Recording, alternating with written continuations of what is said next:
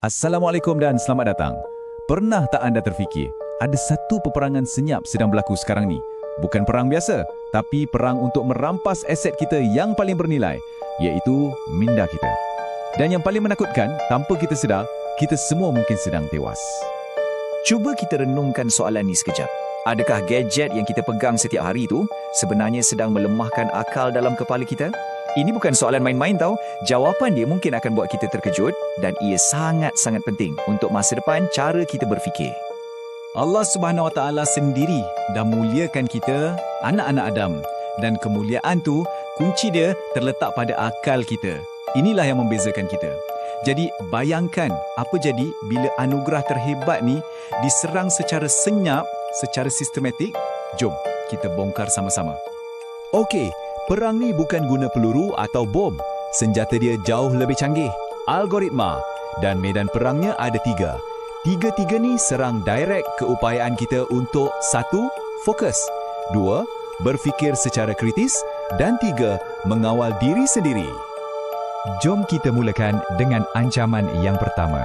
Boleh dikatakan, ini adalah fenomena yang sedang memprogram semula otak generasi kita dan jujurnya, caranya agak membimbangkan. Kita panggil ia otak TikTok. Dan jangan salah faham, otak TikTok ni bukan nama main-main atau gelaran semata-mata. Ia adalah istilah saintifik. Malah, kajian oleh Al-Ghamdi dan Al-Jabar baru-baru ni tahun 2024 mengesahkan fenomena ni memang betul-betul wujud. Apa yang berlaku ialah laluan saraf dalam otak kita ni seolah-olah diprogram semula. Otak kita jadi ketagih dengan maklumat pantas sekejap-sekejap dan akibatnya keupayaan kita untuk fokus pada sesuatu yang mendalam makin lama makin terhakis. Nak tahu betapa seriusnya kesan dia?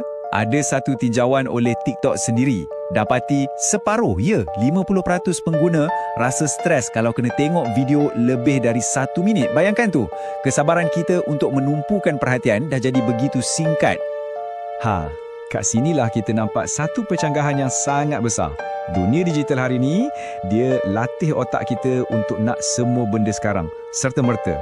Tapi, dalam agama kita diajar tentang nilai tadabbur. Apa tu tadabbur?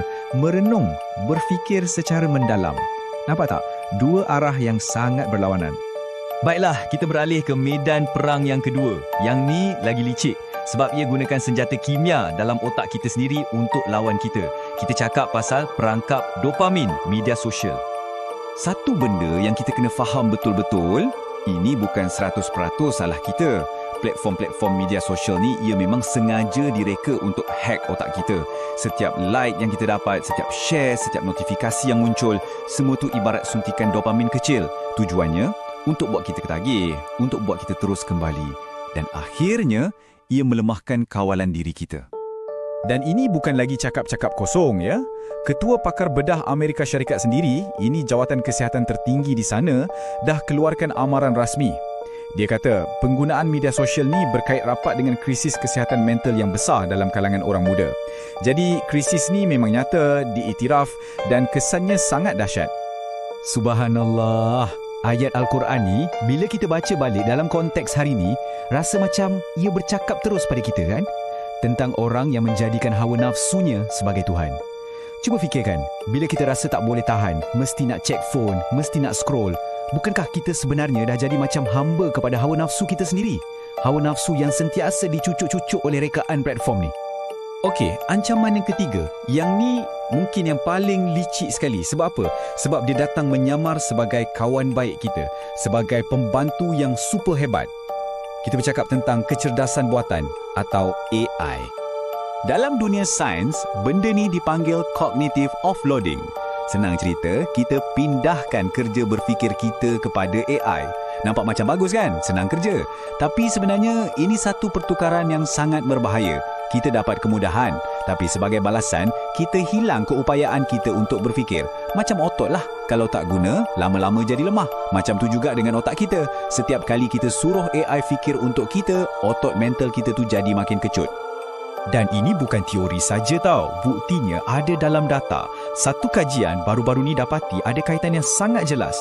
Lagi kerap seseorang tu guna AI untuk berfikir, lagi rendahlah markah pemikiran kritis dia. Nampak kan? Kemudahan ni ada harganya. Dan harga tu kita bayar dengan keupayaan otak kita. Ini selari dengan hadis Nabi yang menyebut berfikir sejenak, tafakkur, itu lebih baik daripada ibadah setahun. Islam letakkan nilai yang sangat tinggi pada aktiviti berfikir secara aktif. Jadi bila kita terlalu outsource kerja berfikir kita kepada AI, kita sebenarnya sedang melepaskan peluang untuk buat satu ibadah yang sangat besar pahalanya. Persoalannya sekarang, kalau semua ancaman ni begitu serius, kenapa kita tak perasan? Kenapa kita rasa macam biasa je? Jawapannya ada pada satu analogi yang sangat terkenal, sindrom katak rebus. Kalau kita campak katak dalam air panas, dia akan terus melompat keluar. Tapi kalau kita letak dia dalam air sejuk dan panaskan air itu perlahan-lahan, dia tak akan sedar bahaya tu sampailah dah terlambat. Macam itulah keadaan kita. Jadi, macam mana kita boleh terperangkap dengan mudah? Sebenarnya, ada 4 perangkap psikologi utama.